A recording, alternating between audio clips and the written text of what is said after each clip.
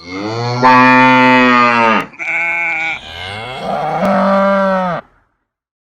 afternoon. I'm down today getting prepared for some rain that's due this week, but I thought in this video we'd look at a ride-on lawnmower. This is our Murray wide body. The engine runs really well, the bodywork is good, no cutting deck on it. None of our mowers have got cutting decks on them, well one does, but most of them don't. This has got a problem where when it's cranking to get started, the current, the amperage going to the starter motor is huge. It's like over 100 amps. It should be around about 40, 50 or maybe 60 amps at most.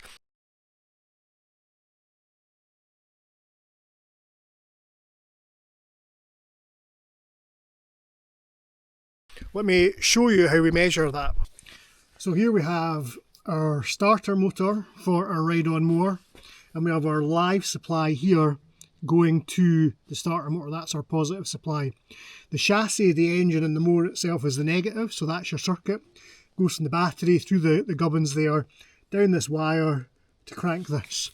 What this is a hall meter, it's a clamp meter, and it's got this clamp on it, and you need this if you want to measure the current going through a wire. It's easy to measure voltage, but measuring current is a bit more difficult. You have to measure it when whatever it is that you're measuring that's using the current is actually in use. So what we do is we switch this hopefully to the right setting, and then we press the hold, and then we clamp it round the red cable there, and then we're going to have to crank this. Now the key doesn't work, the starter solenoid has burnt out, so I'm using a pair of pliers to cross the top of the starter solenoid. So let's see if this holds. If I poke this in here.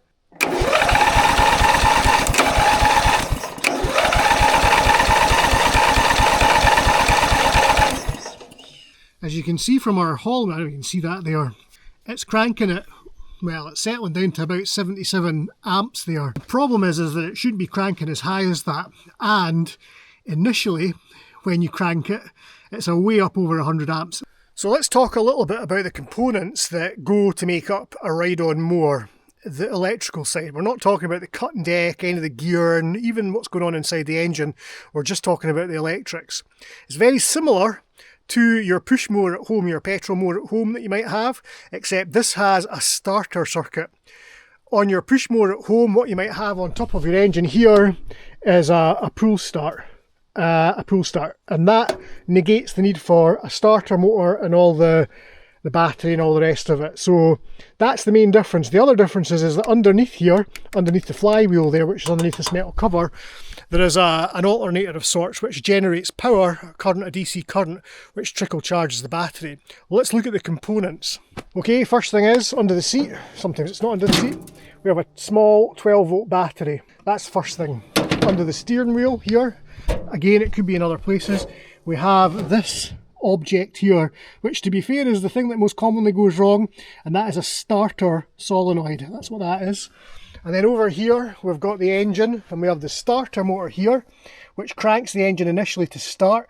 And if you give me a wee second, I'll get this cover off. This here on the side of the engine, which is a magneto. Now what this does is it creates the spark, the engine spins. There's a magnet.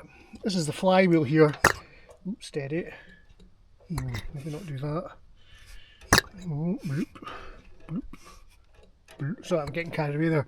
So basically in here, this engine spins when it runs, and there's a magnet which is probably there, and when the magnet passes this coil, it creates a current, and then goes to the spark plug, which is here. That's the spark plug there, and that fires a spark plug. Okay, so that's the job of the magneto. The magnet goes past it goes past the coils there. Electricity is created, fires a spark plug, and it just so happens, it's all about timing and clockwork in these engines. That's why they're so reliable. When the magnet is at the magneto and the spark is generated, the piston, which is in here, is at the top of its cycle and ready to get fired back down. The petrol goes in and down it goes, and that's how that works. Also in here, under here, is an alternator of sorts. Your car has an alternator. It needs to recharge the battery every time it starts. The battery depletes, current comes from it, it needs to be replaced, so there's a trickle charger. So under here you've got basically an inside out alternator.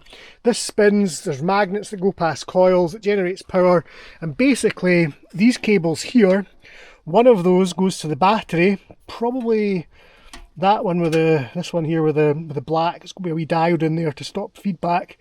That goes to the battery and provides a trickle charge for the battery when the engine's running. So there's your main components: the battery, the starter solenoid, the starter motor, the magneto, the alternator inside the flywheel, and arguably, I suppose, because we are going to talk about it as well, is the key switch.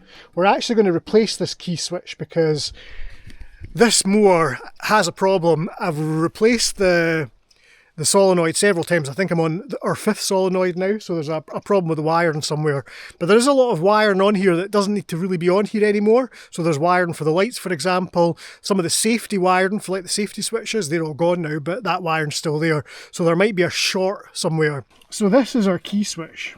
Basically, what does the switch do? So on a standard switch, there's 3 positions. There's off, obviously. There's ignition on, and then there's start.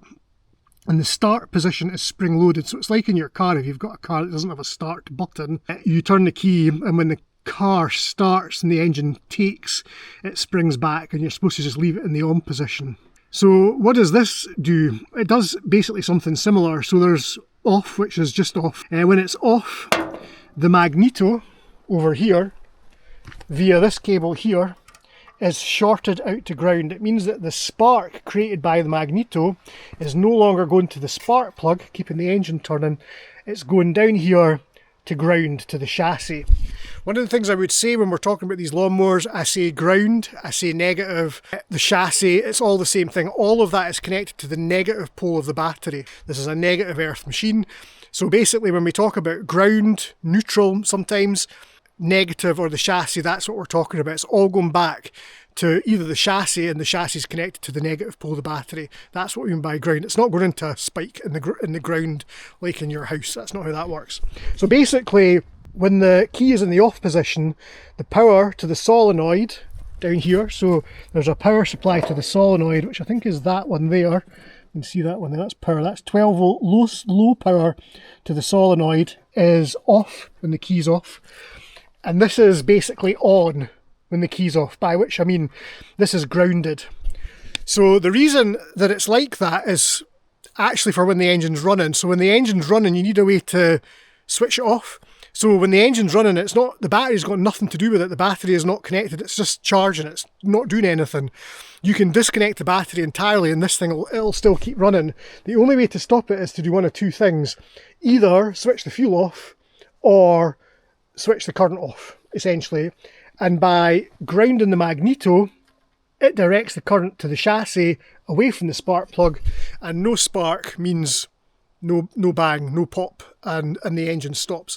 So that is why the key switch has a ground on it, and when it's in the off position, that it is grounded. The other thing that it does is it starts.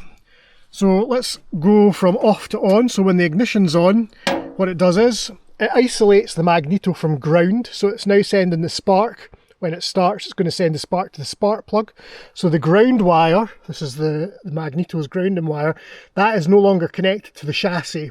The switch here has disconnected it when it's in the on position. So the reason we've got a solenoid, let's talk about the solenoid now, which is what usually goes wrong in these, is what the solenoid is a low, how would you describe it? It's a low voltage, high voltage.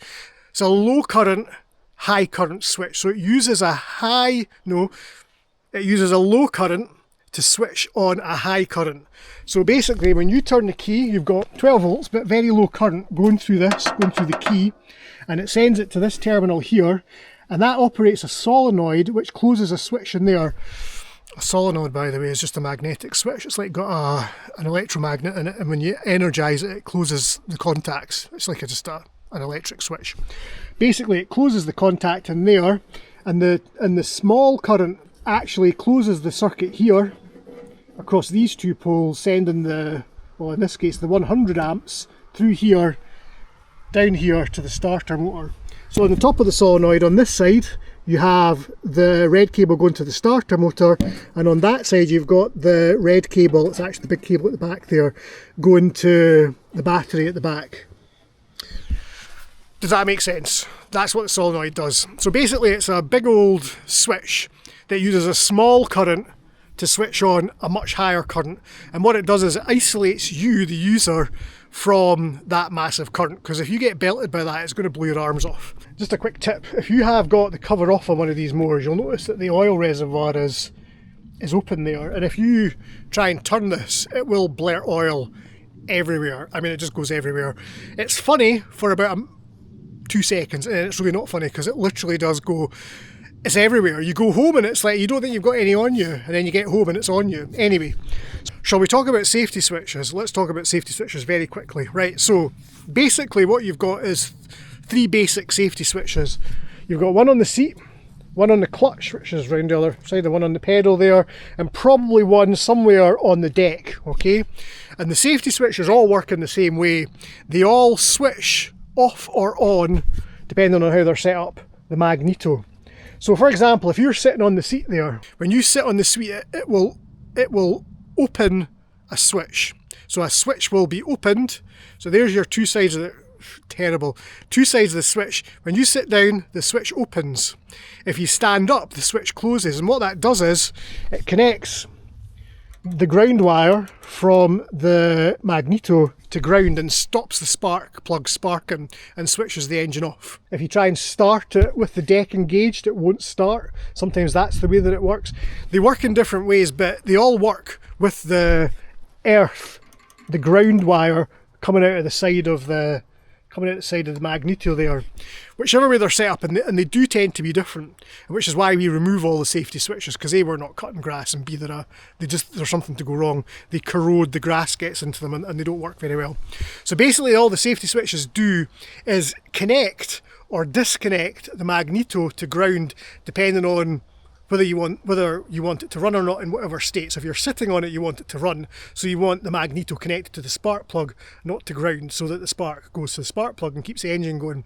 If you've got the mower deck, say, I don't know, deployed and it's not running, and you're going to try and start it, but then the deck's going to spin and there could be like a kitten under there, or I don't know, a child or something. You don't want it to start in case you chop that child and or kitten up. So when the mower deck's deployed, again, it's connecting the magneto to ground. Does that make sense? The thing is, we remove all the safety switches, so it's a bit moot. First important thing to do is, if you're going to do any electrical work, is disconnect the battery, because you will get shorts across the top of the solenoid. So this is a solenoid. I will admit I'm not 100% sure about these 2 terminals here. I know that one supplies power to low current power to the main switch over the top here, and the other one is an earth. But to be honest, I'm not entirely sure what difference that makes, because this is also earthed to the chassis of the machine. So this is actually bolted to the machine itself. So it's earthed through these terminals here. So I'm not entirely sure, because sometimes you buy these and they've only got one of these, they don't have 2. So I think this is just maybe a secondary earth, but don't quote me on that, I'm not entirely sure.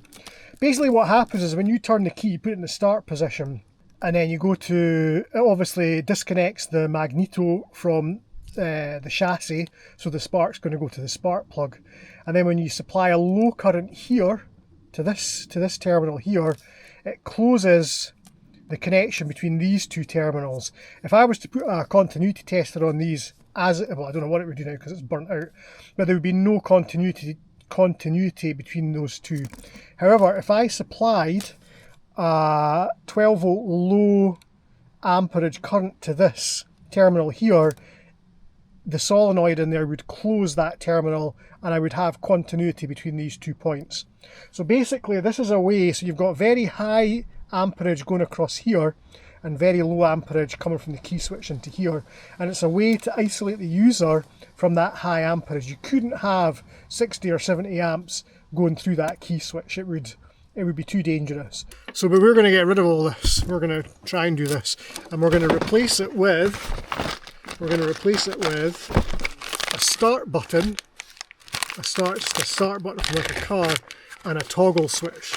So we're going to use the toggle switch to switch off and on.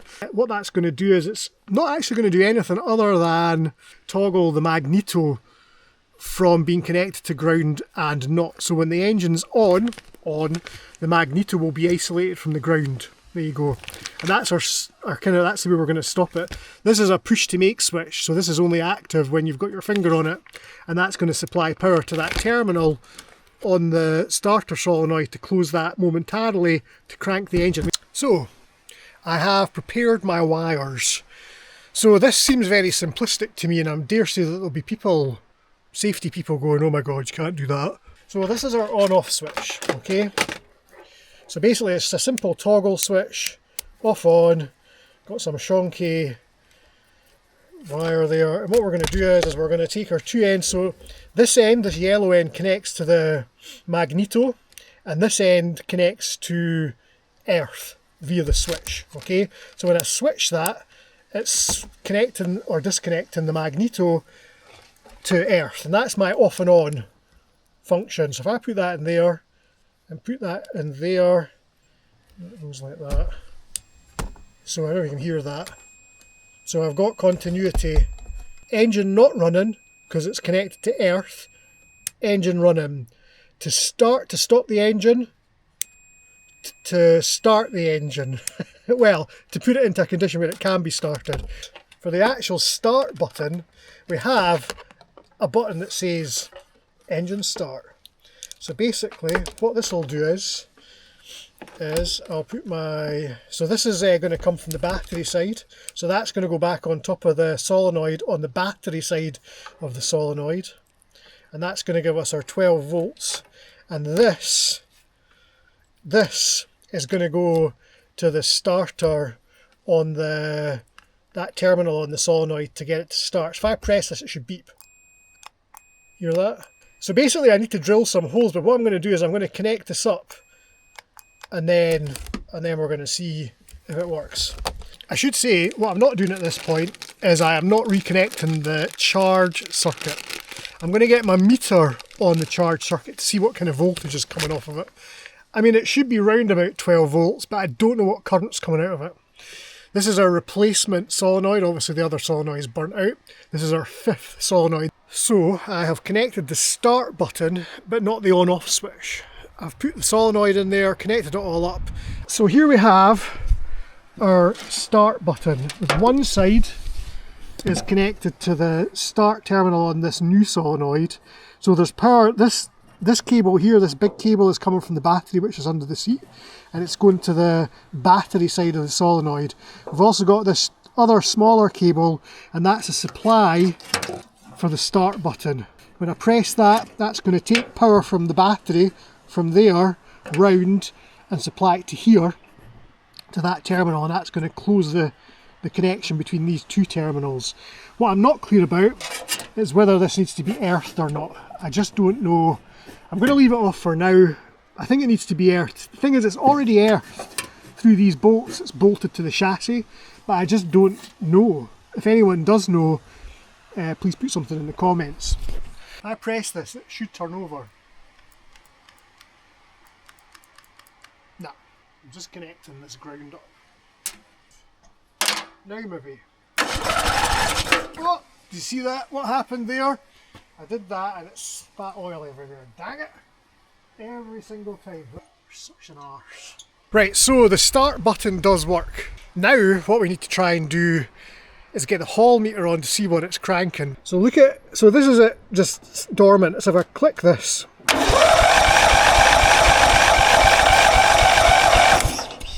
it peaked there at 110 amps.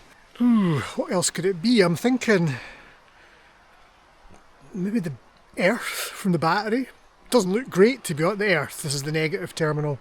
I think that's the next thing to change. I don't know if I've got any black cable here. We've been in my electrical box. Let's go and have a look.